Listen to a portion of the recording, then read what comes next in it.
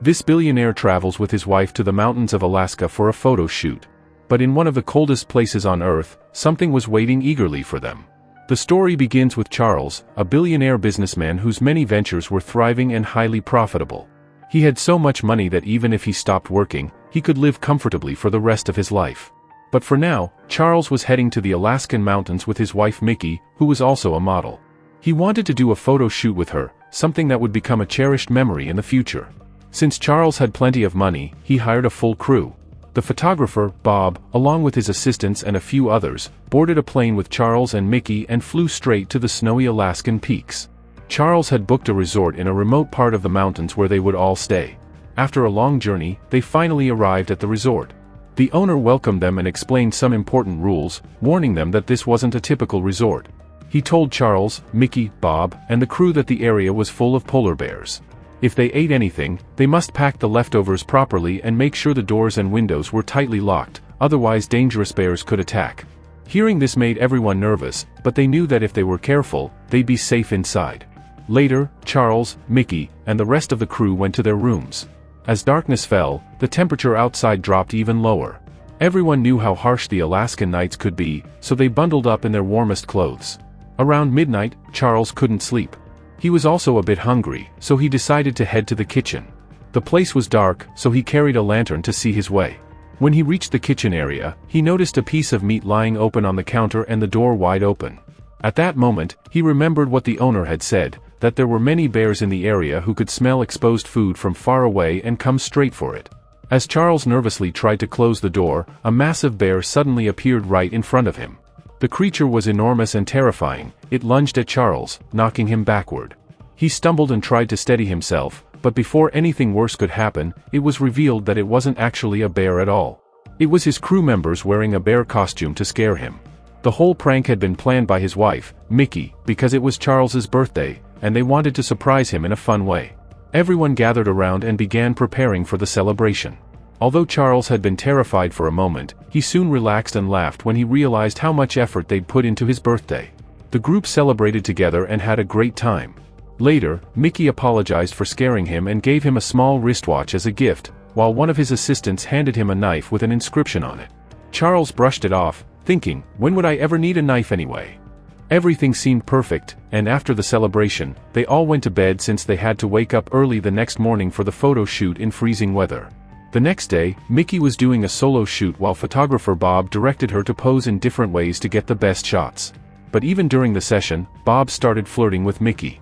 Charles, watching from a distance, didn't like it one bit. He hated seeing anyone get too close to his wife. So when Mickey's solo shots were done, Bob mentioned that the next part of the shoot would require a male partner for her. Charles immediately said that he would do it himself since Mickey was his wife and they were there to enjoy the experience together. But Bob refused, insisting that Mickey's male partner should be someone young and handsome, not an older man like Charles. Charles didn't react outwardly, but he wasn't surprised either. He already knew what kind of person Bob was. They had been friends since college, but Bob had always resented him. Charles had become a successful businessman, while Bob remained just an ordinary photographer, and deep down, that jealousy had never gone away. Obviously, Bob was trying every possible way to make Charles feel humiliated. Now he needed a male model to pair with Mickey for the photo shoot, meaning that even though Charles had paid for the entire trip, he wasn't allowed to be in the photos with his own wife. From the very start, things were going unfairly for Charles, and it was becoming clear that something was going on between Bob and Mickey. Who knew how close they might get, or what they might plan against Charles? Then suddenly, Bob's eyes fell on a framed picture of a man wearing a rugged costume. The moment Bob saw him, he knew, this was the perfect guy to model with Mickey. Excited, Bob took the photo to the resort owner and asked where he could find that man, saying he was perfect for his shoot. The owner laughed and said finding him wouldn't be easy.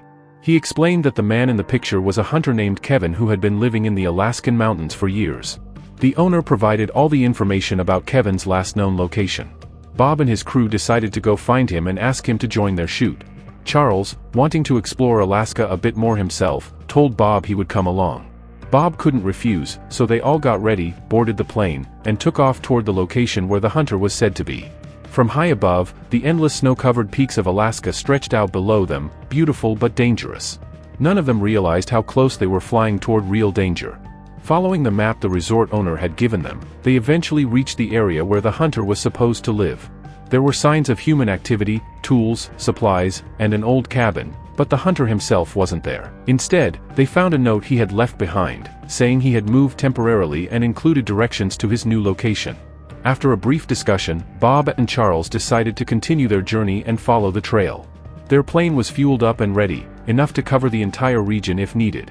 So, without wasting time, they got back in the plane and headed off toward their next destination. The cold was growing worse by the minute, and it was only going to get harsher. But the real danger was just about to begin.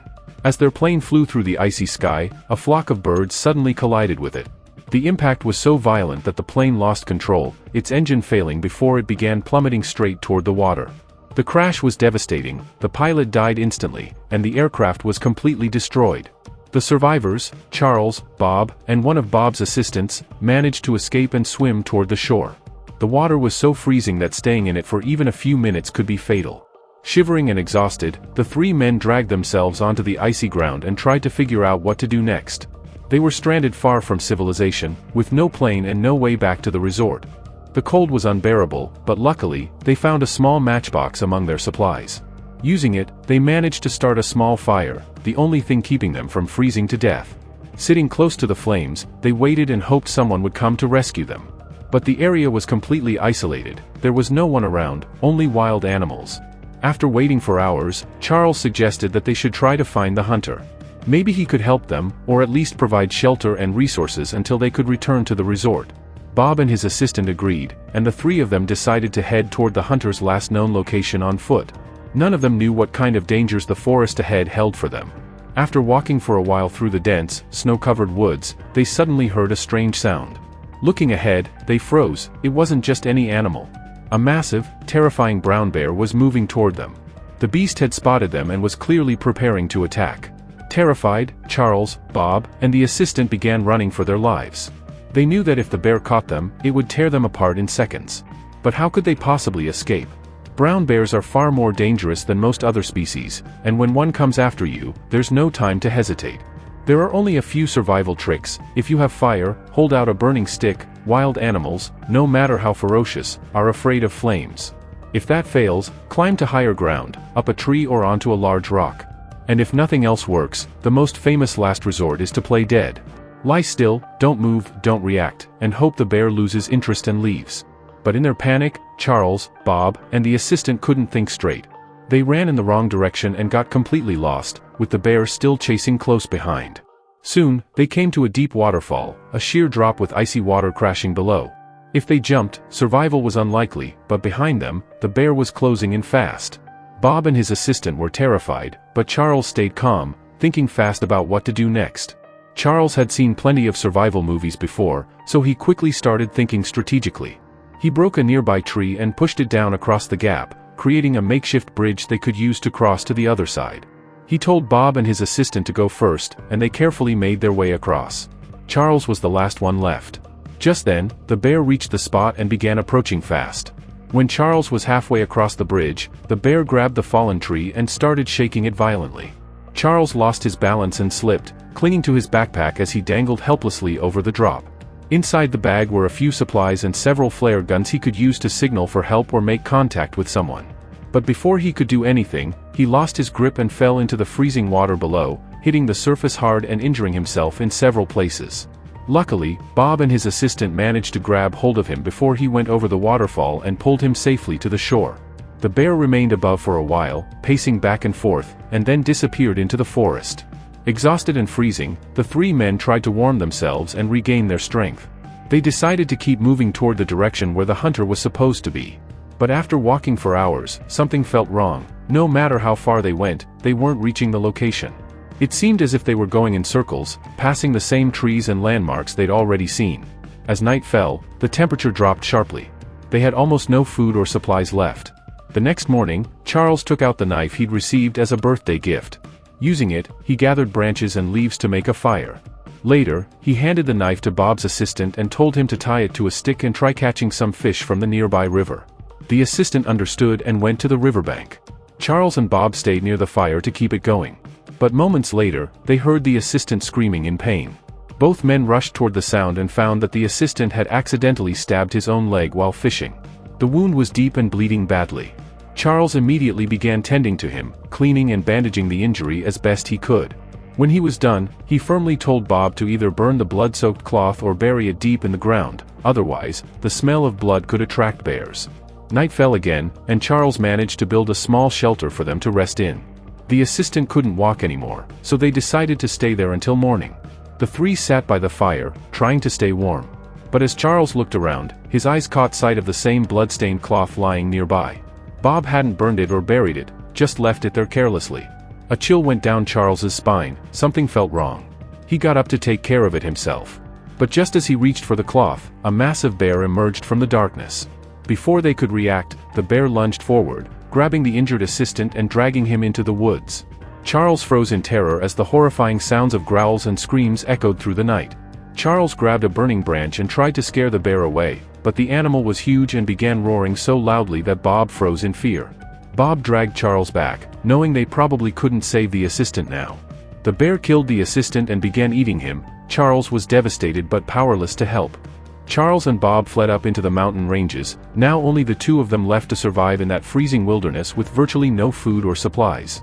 The next morning snow began to fall, making everything worse, but Charles refused to sit idle. He built a small trap, something he'd seen in survival movies, and eventually managed to catch a small animal they could eat to restore some energy. Shortly after, they heard the sound of a helicopter passing overhead, so they tried desperately to attract it, but it was flying too high and the forest canopy hid them from view. By the time they reached an open area, the chopper was already gone. Frustrated, Bob blamed Charles for everything, openly confessing his jealousy over Charles's success and money. Although the tension flared, Charles kept his cool and focused on survival. With food scarce and a dangerous bear possibly hunting them, Charles used the knife he had been given and fashioned a tool tied to a stick. He instructed Bob to catch fish while he waited. Suddenly they heard footsteps. The bear had found them again, so they sprinted into the forest and spent a terrified night, surrounding themselves with a ring of fire to deter an attack. The next morning Charles told Bob bluntly that if they were to move forward the bear would have to be killed. Bob recoiled at the idea, but Charles, confident and determined, prepared his sharp knife, tied to a wooden shaft, and hung a blood-stained cloth as bait. Charles used the blood-stained cloth to lure the bear closer so he could kill it with his sharpened weapon. Seeing Charles's confidence, Bob couldn't back down and joined him. Both armed themselves and faced the monstrous bear head-on. The bear immediately charged, and their weapons barely made a dent. In the chaos, the bear struck Charles, hurling him down into a ravine and injuring him. Bob tried to help, but the bear lunged at him, wounding him badly. To save his friend, Charles shouted to draw the bear's attention. As the beast turned toward him and attacked, Charles thrust his spear with all his strength, driving it straight through the bear's body. The massive creature collapsed and died on the spot. Exhausted and starving, Charles and Bob built a fire, cooked the bear's meat, and wrapped themselves in its fur for warmth against the worsening cold. Wearing the bear's thick hide gave them enough protection to keep moving forward. Their next goal was to find the hunter and somehow make it home, but they were completely disoriented, unsure which direction to take. That's when Charles remembered the pocket watch his wife had given him. Opening it, he improvised a makeshift compass, placing a small iron needle on a leaf floating in water. To magnetize it, he rubbed one end of the needle repeatedly so its particles aligned with Earth's magnetic field. Once placed on the leaf, the rubbed end slowly rotated to point north, helping them determine their direction. He even mentioned another trick, using strands of dry hair rubbed against the needle to achieve the same effect. Thanks to this, Charles finally figured out which way to go. The two men pressed on until they spotted a small cabin ahead. Finding no one there, they went inside to investigate. The place was abandoned, though Bob quickly found a bottle of alcohol and began drinking while Charles discovered a map showing their resort's location and the route back. They even found a boat nearby that could help them travel downstream. As Charles prepared to leave, he noticed a wooden box, the same one that had contained his knife. Inside it was a bill of purchase listing both the knife and the pocket watch. To his shock, it revealed that his wife hadn't bought those gifts for him, but for Bob. It became clear that Bob and Charles's wife were having an affair. The betrayal was too much for Charles to process. When Bob came inside the cabin, Charles confronted him about the truth. Completely drunk, Bob admitted it bluntly: Charles's wife never really loved him. She was only with him for his money, and if he didn't have it, she would have never stayed. The words hit Charles hard, filling him with anger, but before he could react, Bob pointed a gun at him. Slurring his words, Bob threatened to kill Charles, confessing that he'd always been jealous of his success. He said he planned to kill him, marry his wife, and take over all his wealth. Despite the danger, Charles remained calm, knowing Bob was drunk and unpredictable. Bob kept shouting, waving the gun, while Charles slowly began to back away, pretending to surrender. Secretly, Charles was leading Bob toward a trap he had set earlier, a hidden pit covered with branches. When they reached it, Charles stepped aside at the last second, and Bob fell straight into it. Sharp wooden stakes pierced his body, leaving him badly wounded and screaming in pain. If Charles left him there, Bob would die either from the injuries or by being eaten by the bear. But Charles couldn't abandon him, no matter what he'd done. Bob was still his friend. Summoning all his strength, Charles climbed down and pulled Bob out of the pit. For the first time, Bob felt the weight of his guilt. Even after trying to kill him, Charles had saved his life. Charles helped him onto a small boat they'd found earlier, and they began drifting down the river toward safety. Bob, bleeding and weak, looked at Charles and confessed that he had been a terrible friend, jealous, bitter, and desperate to have the same success. He admitted that he'd never been able to achieve what Charles had and feared that now their friendship was over forever. But Charles quietly told him to stop talking and focus on surviving. "You're my best friend," he said. "I forgave you a long time ago." After hours of drifting, they finally reached the shore. Charles built a small fire to keep Bob warm, as his body was too injured to move. Bob struggled to breathe but managed to whisper an apology, knowing this might be the last time he ever spoke to his friend. Bob confessed everything. He admitted that Charles's wife had never made the first move. It was he who had manipulated her and pulled her into his trap of affection. Hearing this, Charles stayed silent for a moment. After everything that had happened, and after Bob's repeated apologies, Charles finally said he forgave them both, Bob and his wife. The two men sat talking quietly until the faint sound of a helicopter echoed in the distance. It was the rescue team flying nearby. They were finally out of the forest, standing in an open area, which meant they had a real chance of being seen. Charles tried shouting, but his voice was too weak to reach them. Realizing this might be their only chance to survive, he quickly threw some wet leaves over the small fire. Thick smoke began rising into the air, forming a visible signal. From a distance, the rescue team spotted it and immediately steered the helicopter toward them. Charles felt a wave of relief. Help was finally coming. Excited, he rushed over to tell Bob the good news, but when he reached him, it was too late. Bob had already taken his last breath. Heartbroken, Charles carried his friend's body to the rescue team, who helped him return safely to the resort. When they arrived, police officers and media reporters were already there, covering the entire incident. Everyone now knew what had happened in the wilderness. Charles's wife, Mickey, stood waiting, visibly tense and anxious. As Charles approached her, his face showed exhaustion and deep sadness. Without saying a word, he placed a watch in her hand, the same watch that once belonged to Bob. Mickey immediately understood that Charles knew the truth about her affair. Whether he would forgive her or not was entirely up to him. But Charles had gone through something that had changed him forever. When the reporters asked him how the others died, he calmly told them everything. His survival story soon became famous, but deep down, he knew that no amount of money or fame could bring back his lost friend. Bob was gone, and life had taught Charles one painful truth: money can't buy life or loyalty. And with that, our story comes to an end.